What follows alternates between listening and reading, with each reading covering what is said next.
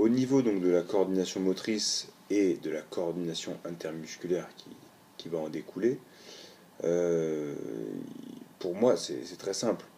Coordonner ces segments sert principalement à produire le geste juste, mais qui ne sera efficace que s'il est effectué au bon endroit et dans le bon tempo, quoi, le bon temps.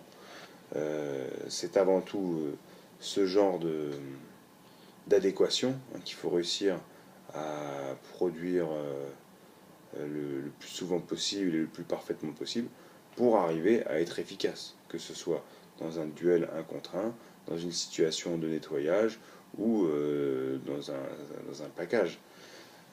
Ensuite, bien sûr, va intervenir la coordination des muscles entre eux.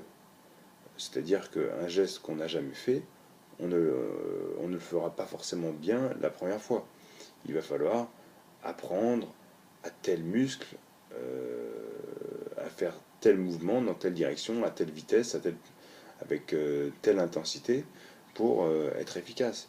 Et c'est seulement quand on arrivera à faire une cascade d'accélération que au fil du recrutement des unités motrices qui vont